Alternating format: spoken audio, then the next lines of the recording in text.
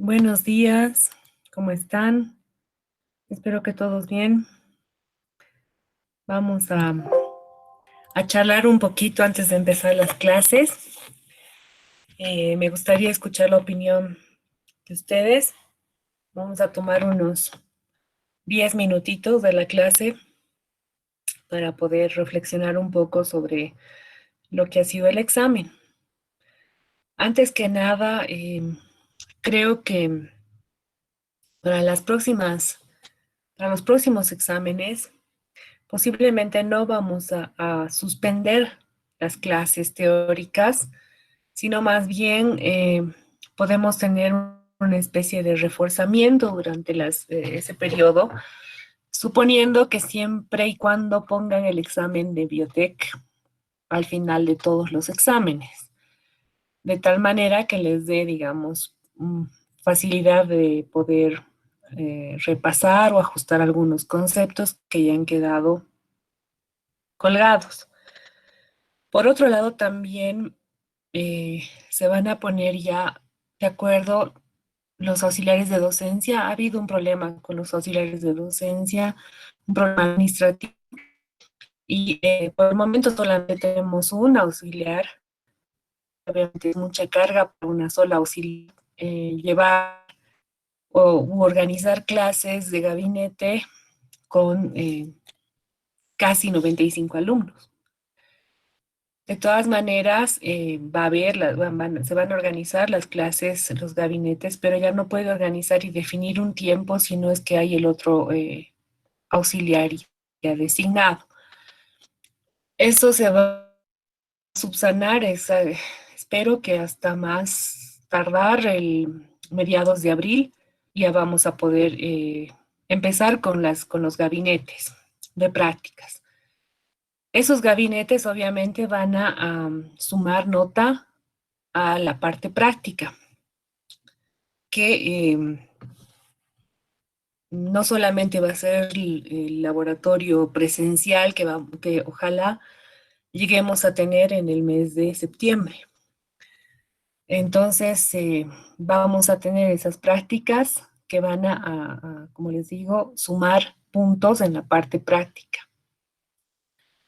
De todas maneras, entiendo muy bien que muchos de ustedes han tenido problemas en la comunicación en ese día del examen.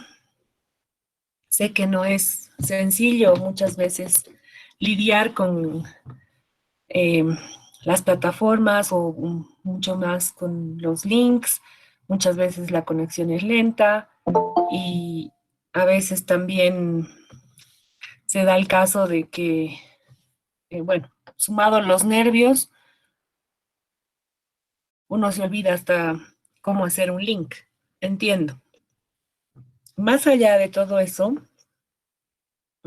he observado que las preguntas que eran prácticamente con incisos, muchos de ustedes han respondido solamente la mitad.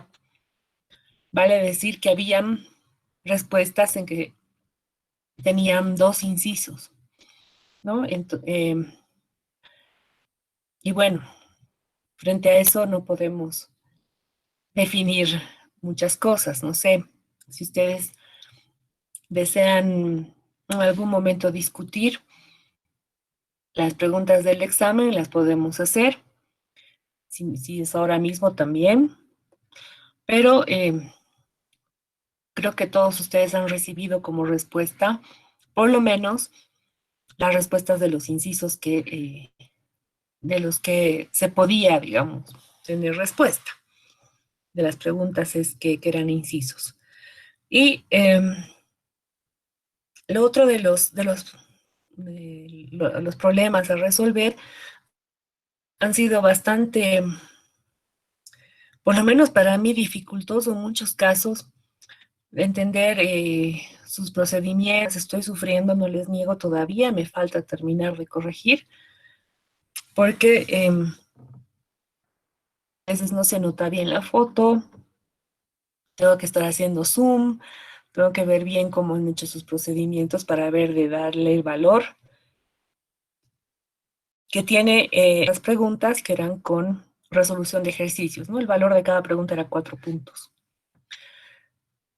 Bien, esa es, en resumidas cuentas, la observación, digamos, las conclusiones a las que llego todavía, porque en realidad me falta todavía computar las notas y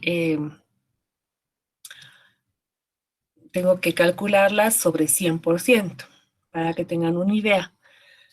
En realidad, después lo podemos cambiar una vez que definamos si vamos a mantener la relación de 50 puntos teóricos y 40 puntos prácticos. Perdón, 30 puntos prácticos y el 20 final. No sé si vamos a mantener esa distribución o bien va a haber una readecuación dependiendo del número de laboratorios que logremos hacer y de gabinetes, ¿no? Bien, soy toda oídos. Escucho comentarios si es que tienen alguna pregunta, alguna duda, algo que acotar, sugerencias, para pasar directamente al tema que nos compete. Escucho. Doctora, bueno, Sí, mi sugerencia sería que apliquemos la plataforma de Moodle, ya que todos estamos matriculados ahí, porque yo creo que la dificultad del examen, aparte de ser en Forms, ha sido que no podíamos subir la imagen directamente, sino que teníamos que copiar un link de Drive y tenemos que subirla. Entonces nos tardábamos en tomar la foto, cargarla a nuestra unidad de Drive y cambiar los permisos, porque el primer permiso que se pone es para solamente que yo vea. Entonces hay que cambiar el permiso para que la persona que tenga el link pueda ver. Entonces, la verdad hemos perdido mucho tiempo. Por lo menos yo cuando terminaba mis ejercicios me tardaba mínimo 5 minutos en hacer todo eso y era por cada foto que subía. Entonces, yo creo que aceptamos la nota que hemos sacado en este parcial, pero que para los próximos parciales sea más fácil usar Moodle porque directo se pueden subir las fotos y además el avance que hayas tenido automáticamente se guarda y si se acaba el tiempo se envía hasta donde has avanzado. Entonces esa sería la sugerencia que les podría dar, doctora. bien, al respecto, evidentemente el módulo es mucho más dinámico en ese sentido, pero hay dos cosas que yo les quería comentar. El límite del Moodle para subir información es de 10 megas por persona. El problema es que ya incluso ustedes exceden el límite de alumnos por aula. Si hubiera, digamos, un paralelo en el cual nos podamos dividir 50-50, vamos a suponer que son 100, sería mucho más factible porque incluso la memoria permisible por el Moodle estaría mucho más, bueno, disponible a ustedes. La limitante es justamente esa cantidad de información que tenemos que subir. Pónganse a pensar en un solo examen que haya subido 4 fotos que no sean muy pesadas, digamos que no, en el mejor de los casos, vamos a exagerar un poco, lleguen a pesar 2 o 3 megas en muchos casos, porque al subir no convierten o la información, ustedes saben que el documento más liviano siempre es el PDF, pero si podríamos meter, digamos, todo en PDF no habría problema, pero a veces suben directamente la foto y eso pesa. Si sumamos 100 personas subiendo mínimamente 2 megas, ya se pasa el límite por demás de lo que aguanta la plataforma. Igual empezaría a rechazar y a limitar el ingreso de más personas que pudieran, digamos, subir más fotos o más información. Es algo que tenemos que resolver entre ustedes y nosotros. Quizás lo más factible sea convertir a PDF todos sus documentos para que bueno, es mucho más fácil. Ustedes ya saben adjuntar PDFs a uno solo y poder mandar un solo documento, ¿no? Que sea menos pesado y así poder utilizar la plataforma de Moodle. Había otra bueno, situación. Justo esos días recibí la información de que había fallado la plataforma y que no estaba prácticamente dinámica, ¿no? En los exámenes. Justo fue en el examen de Cito, creo, que les fue, que tuvieron problemas, ¿no? Que no pasaban de la primera pregunta. Entonces yo para evitar complicaciones directamente les mandé en Google Forms, porque es mucho más rápido para evaluar incluso, ¿no? Entonces a mí ya me llega la respuesta, le responde a ustedes, igual es en el Moodle, pero tenía temor de que suceda eso, ¿no? La plataforma Moodle tiene todavía sus fallas respecto al manejo de la información. Cuando es mucha carga de información, se bloquea. Entonces, que quizás nos arriesgamos la próxima o vamos ensayando con tareas si quieren para que podamos dominar el aspecto este y ya podamos subsanar este bache. No sé si alguien más quiere comentar. Gracias por el comentario. Me acuerdo si era Ruth.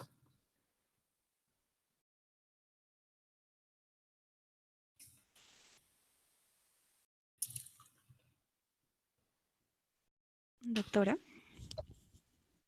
Sí, Gloria. Sí, buen día, doctora. Yo, bueno, ya después de todo lo que se dijo, pero quería preguntarle si podemos resolver los ejercicios. Bueno, porque personalmente yo entré en muchas dudas al momento de resolver y no sé si estén bien, obviamente. em, pero bueno, no tengo los enunciados como para revisar cuál era mi duda y preguntarle. Entonces, no sé si vamos a resolver esos ejercicios o vamos a resolverlos con los auxiliares más adelante. Ya, yo sí tengo abierta la posibilidad, les decía, que podamos resolver. La idea es que ustedes aprendan, ¿no? No que se queden con la duda. Entonces, eh, ¿qué les parece si ponemos un día común que no sea en horario de clases, en los que ustedes tengan en el bloque de gabinetes, por ejemplo, la posibilidad de resolver, así como si fuera la práctica ya con los auxiliares? Vamos a reunirnos ahí, podemos resolver. Entonces, ustedes díganme a través de su representante de curso qué día o qué días pueden utilizar para el bloque de prácticas y podemos resolver de esa manera, ¿no? Idealmente sería, digamos, 2 días, para que un día que no puedan algunos estén y viceversa, ¿no? Entonces así no se perjudican todos aquellos que quieran resolver y así podemos empezar a hacerlo dinámico. Pero hágame llegar con su auxiliar de docencia, por favor, la información. No auxiliar de docencia, representante de curso, gracias. Sí, ¿Alguien doctora. más? Sí, Naira. Eh, en cuanto a algunas sugerencias que me han llegado de parte de algunos compañeros, es que si usted podría, no sé, tal vez realizar algún trabajo, alguna práctica para que de alguna manera pueda compensar tal vez todo este problema del tiempo, de subir los archivos y pueda ayudar un poco a la nota de los parciales del curso. No sé si está a disposición de usted y de mis demás compañeros más que pueden decir, porque, como le digo, son sugerencias de algunos compañeros que me han mandado mensajes al privado. Ya, perfectamente. Voy a leer un ratito ahí un mensaje. Dice, un día para resolver el examen, ¿verdad? Disculpe, no entendí bien. Sí. Lo siguiente, podemos hacer la práctica que sea como una nota recuperatoria, no recuperatoria, sino adicional, ¿ya? Todos aquellos que quieran aumentar su nota en el examen, una vez que yo publique las notas, pueden resolver este cuestionario. Están en toda la libertad de resolverlo. Entonces, porque tengo que ver más o menos cuál es el porcentaje de aprobación y con cuánto, ¿no? Para saber, para darle un valor al cuestionario. Pónganse que yo le pongo 20 puntos y eso tendría que adicionarse al valor del examen. Ahora, si ustedes ven por conveniente no dar, por decirles porque han resuelto bien el examen, les ha ido súper bien, está bien, se respeta la nota. Simplemente es como para facilitar un poco, ayudar un poco a mejorar la nota. ¿Sí? Eso sería. Pero en función, vamos a ver en función de cuál ha sido el promedio de aprobación, porque también tengo que ser justa con aquellos que han resuelto de una manera rápida y óptima, y también tengo que ser justo con los que han tenido problemas. Entonces tengo que encontrar un término intermedio, ¿no? Para no perjudicar a nadie.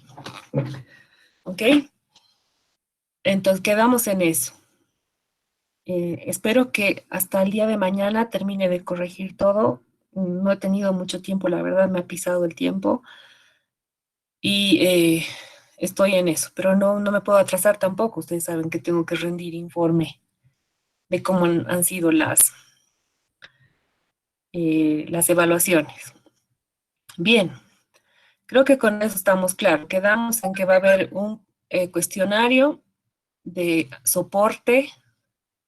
Luego va a haber la resolución de los problemas en esta semana que van a coordinar con Naira para poder escoger 1 o 2 días en los que podamos resolver el examen, pero fuera del bloque de teoría, ¿no? Es preferible en el bloque que ustedes tienen de gabinetes. ¿Ya? Y así de esa manera también les decía, definan de una vez qué día de gabinete van a tener.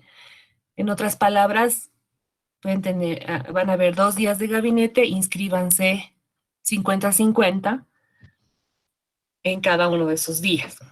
¿Ya? ¿Ok? Entonces, creo que por el momento es esa la conclusión general. La idea es que ustedes aprendan y no se ofusquen ni se pierdan en lo que es la materia. No he visto quién ha levantado la mano, puede hablar nomás, pero tengo 100,000. Ah, sí, fui yo. Ok. ¿Cuánto tiempo nos dio para resolver el examen? Ya lo olvidé. Era 1 hora, pero en realidad después tomamos 15 minutos más para enviar el examen, porque estaban teniendo problemas. Entonces ¿cómo es? 75 minutos en general, en total. ¿Y cabe la posibilidad de que en el próximo examen nos dé ese tiempo completo para resolver todito? En el examen, en el segundo parcial, dices. Sí, a 1 hora y 15. No, claro. De hecho, en el segundo parcial voy a tener que darles mucho más tiempo todavía porque el segundo parcial es mucho más complicado. Tiene ejercicios que necesariamente tienen que resolverlos en el Excel. De otra manera, no van a poder hacerlo rápidamente, ¿ya? Entonces, va a durar más tiempo. Ustedes se han debido enterar que este tipo de exámenes, cuando la modalidad era presencial, incluso resolvíamos en el aula que era de computación, ¿no? Eh, Entrábamos en grupos de acuerdo a la capacidad y más o menos el examen duraba entre 2 a 3 horas. Y como les digo, tiene ese tipo de dificultad. Ahora no va a ser nada raro que incluso dure más o menos ese tiempo el examen. Con lo cual, por eso yo les voy a ir diciendo, ¿no? Pero más o menos ya tengan presente de que va a ser un examen complejo. ¿Ok? Gracias por la pregunta, en todo caso. Luis. ¿Nadie más?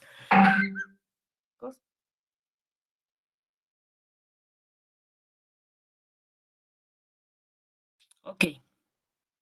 Entonces, habiendo resuelto todas nuestras dudas respecto al examen, voy a hacer una breve introducción con el tiempo que nos queda de un aspecto bien importante en lo que son los bioprocesos.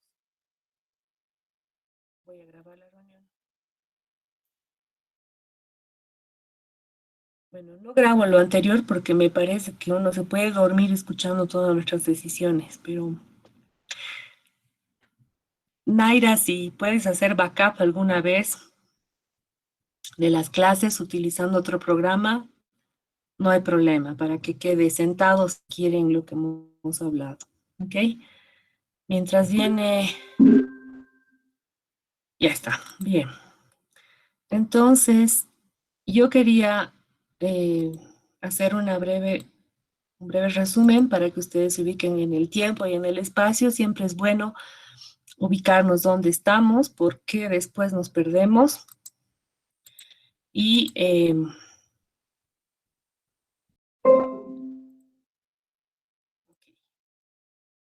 voy a abrir una pizarra para hacer nuestro resumen.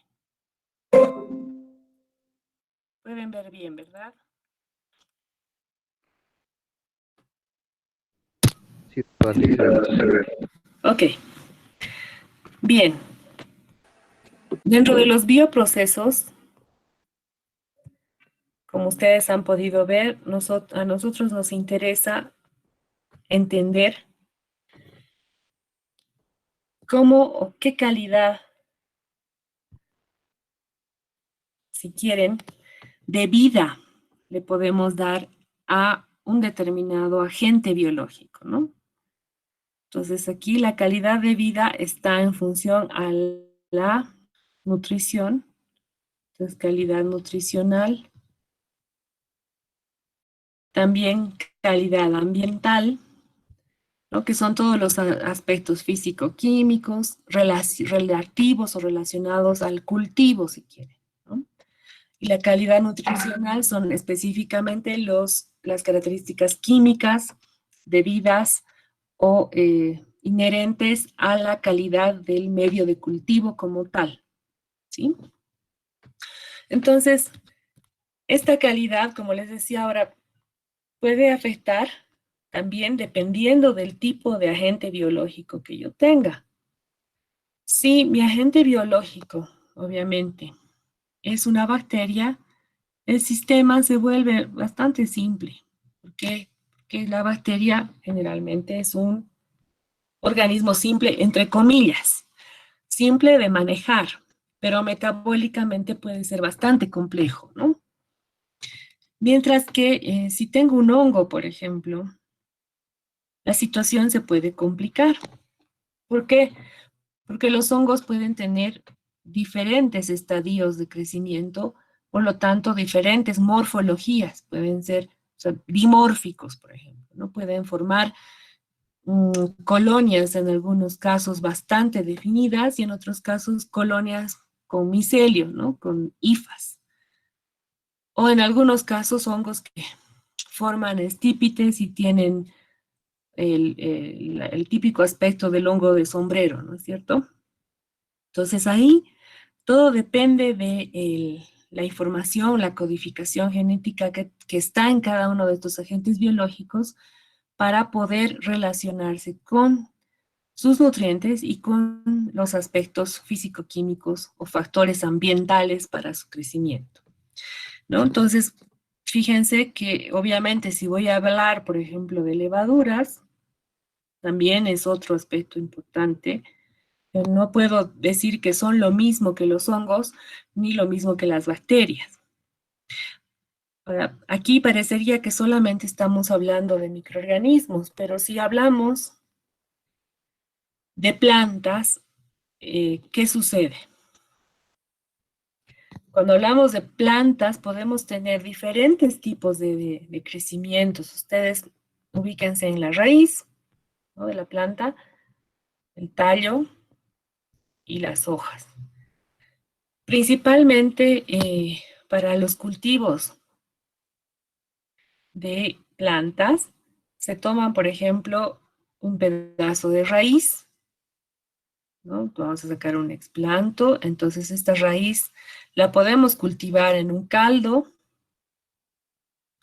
o puede ser en una placa, ¿no? Para que genere otras raíces, etcétera. Pero por lo general también se las disgregan, ¿ya? Se las cortan en pedazos pequeños, cosa de tener luego solamente una suspensión celular que podamos cultivarla en caldo, ¿no? Lo mismo pasa con el tallo, pero el tallo también puede tener ciertas características, ¿no? Puede tener nodulaciones que nosotros podemos aprovechar. Lo mismo que algunas raíces también pueden formar nodulaciones. Ustedes han debido observar en las arvejas, si sacan la raíz de las arvejas, se van a encontrar con que su raíz está plagada de pequeños tumores, ¿no? Nódulos. Los tallos también tienen esos nódulos y generalmente nosotros les llamamos callos, ¿no? Y podemos cortar los callos y ustedes saben que a partir de ese callo se puede generar una nueva planta. Entonces es mucho más complejo, fíjense, pensar en un agente biológico tipo vegetal, porque no es tan simple como las bacterias, ni como los hongos, entre comillas, y eso que los hongos son complicados. Entonces, cultivar plantas in vitro es todo un arte, ¿no? Todo un arte que merece atención y dentro de la biotecnología vegetal prácticamente se ven todos estos aspectos. Tocar obviamente en algunos ejemplos interesantes algunas de las características. Ahora, los mismos sistemas que hemos analizado, es decir, la formulación del medio de cultivo, el rendimiento de la biomasa en función del sustrato, el rendimiento del producto en función de la biomasa y del sustrato, también son analizados o son importantes o análogos dentro de lo que es el estudio de las plantas. Entonces, esos conceptos son generales para cualquier crecimiento de un agente biológico, ¿sí? Si por el contrario, a ver, vamos a hablar de células de mamíferos, ustedes saben que primero tienen un tejido, ¿no? Un tejido X compuesto de células bien organizadas que obviamente guardan un aspecto de continuidad entre ellas, ¿no? Ustedes ya tienen esos conceptos claros, pero si quisieran cultivar, por ejemplo, estas células de mamíferos, ustedes tienen que respetar todas las reglas que se forma un tejido para que in vitro también logren formar un tejido, pese a que hay cultivos en suspensión, ¿no? De células obviamente sueltas, y este caso, estas células sueltas ya son hibridomas, ¿no? En realidad, ustedes saben que los hibridomas son la conjunción de una célula, de un linfocito con una célula cancerígena, ¿no? Para que puedan mantenerse de manera eterna, si quieren, entre comillas, esa línea celular para estudiar una diversidad de aspectos. Entonces, además de pensar en que yo tengo que repetir, por ejemplo, esta característica en las células de mamíferos, ¿no? Tengo que pensar qué tipo de frasco, de herramienta voy a utilizar de cultivo para que me crezca en ese sentido. Entonces, aquí hay unas famosas botellas T que las vamos a ver, que me permiten justamente que en la superficie interna de esta botella se establezca la biomasa, ¿no? La biomasa, pero en forma de monocapas. Entonces, es como que todas las células han tapizado la superficie interna de esta botella T. Se llama botella T, ¿ya? O frasco T. ¿Ok?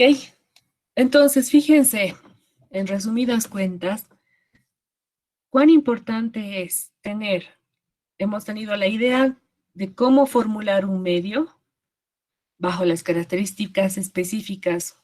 Si bien hemos visto ejemplos con microorganismos, pero también esto es importante para las células vegetales, como también las células eucariotas o específicamente las células de mamíferos. Y también hemos visto que los aspectos o los factores ambientales pueden ser determinantes, ¿no? En el cultivo. Hemos visto que hay características intrínsecas ligadas a cada agente biológico que determinan su relación con el medio y con los factores físico-químicos. Y ahora quedaría ver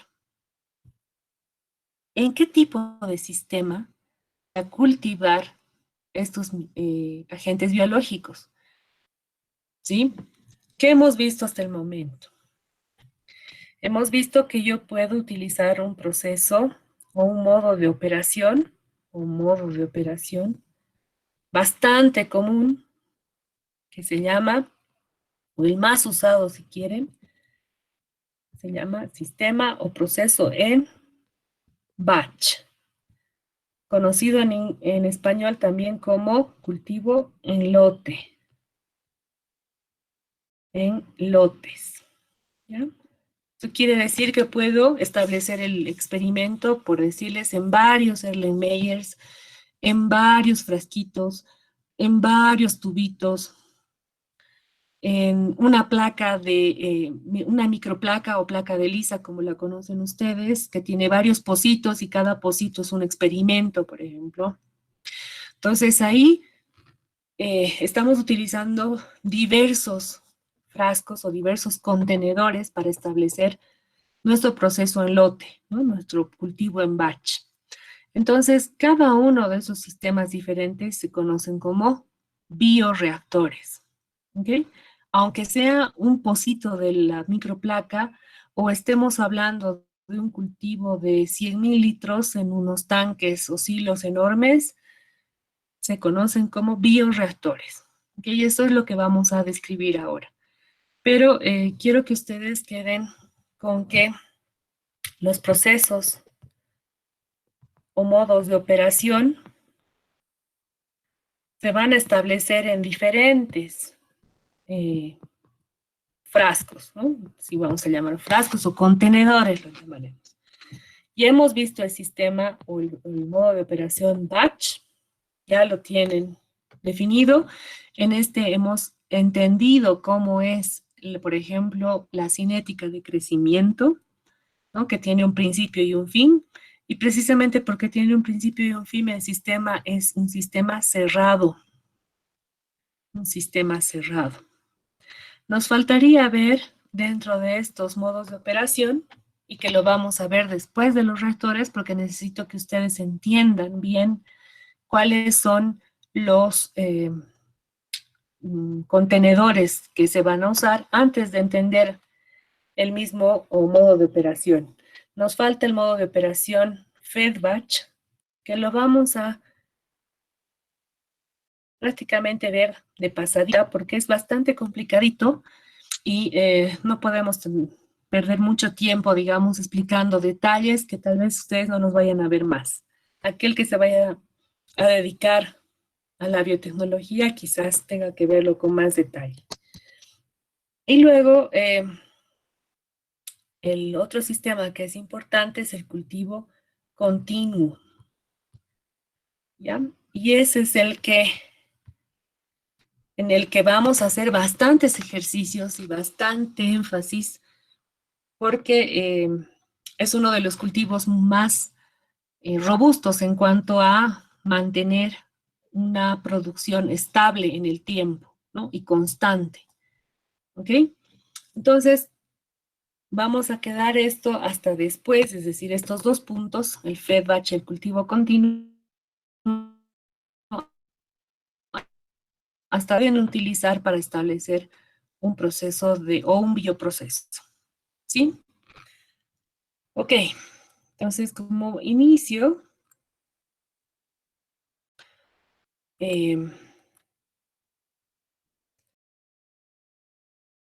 vamos a analizar un pequeño ejemplo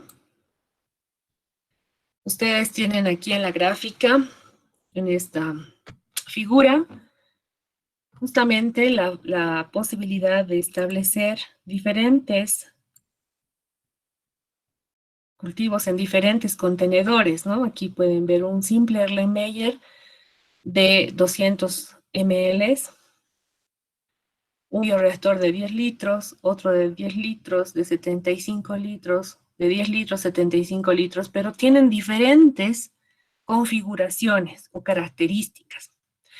Por ejemplo, este de 10 litros, después les voy a explicar qué significa esto, pero entiendan que es volumen de aire por volumen de medio, ¿ya? BBM, volumen de aire por volumen de medio. En realidad, la cantidad de la aireación que se estaría dando a través, digamos, del movimiento de estas aspas, ¿sí? Y también la agitación misma que se puede dar con las mismas aspas, ¿no? Que son 100 revoluciones por minuto, por ejemplo. Esta otra configuración en la que solamente ponen un dispersor o un aspersor en realidad de aire y les puede brindar la misma cantidad de volúmenes de aire por volumen de medio y también que puede tener una agitación, si quieren, para el medio de 100 revoluciones por minuto. Esta otra configuración que es de 75 litros y que el aire puede entrar por los costados y luego mezclarse, si quieren, internamente con el medio de cultivo y así tener una recirculación, si quieren. Y de ahí es que, por ejemplo, pueden ver que la dotación de volúmenes de aire por volumen de medio es menor, pero también la cantidad del medio como tal es muchísimo mayor. Y la agitación que se está dando, aquí hay un agitador, es de 350 revoluciones por minuto, ¿no? Aquí hay otra configuración que va el aire del medio y va hacia los costados para tratar de mezclarse con el mismo medio. Y aquí lo mismo, ¿no? La misma configuración, pero en mayor volumen. Fíjense que las configuraciones pueden determinar o pueden tener un efecto extremadamente importante en cuanto a lo que es el producto como tal. En este caso, por ejemplo, estamos cultivando Morinda citrifolia, que es una planta. Vamos a tomar en cuenta de que estamos cultivando células de esta Morinda citrifolia y queremos producir antraquinonas, ¿no? Entonces, fíjense que la biomasa está representada en blanco, la cantidad de biomasa en gramos por litro de esas células vegetales. Este segundo es la antraquinona, el producto como tal en milimoles por litro. Y el negrito es la productividad, es decir, cuántos gramos por litro de antraquinona se producen por hora, digamos, ¿no? En este caso, milimoles por litro de antraquinona por hora. Entonces, esa es la productividad que se está dando en el sistema. Ustedes vean las diferencias que se establecen dependiendo del diseño del bioreactor. ¿Cuál es el efecto que hay? Es tremendo, ¿no? Fíjense que la mejor productividad se da en este tipo de configuración de reactor. Lo mismo en cuanto al producto como tal, y bueno, la biomasa parece que queda constante. O sea, puedo tener la misma cantidad de biomasa en diferentes configuraciones de bioreactores, pero lo importante es que estoy teniendo mejor productividad y mejor cantidad o mayor concentración del producto que estoy buscando. A eso es a lo que quiero llegar, que ustedes entiendan de que es sumamente importante saber diseñar un bioreactor y saber dotarle de las características o de los parámetros físico-químicos adecuados para que justamente se obtengan mayores productividades. Y con eso,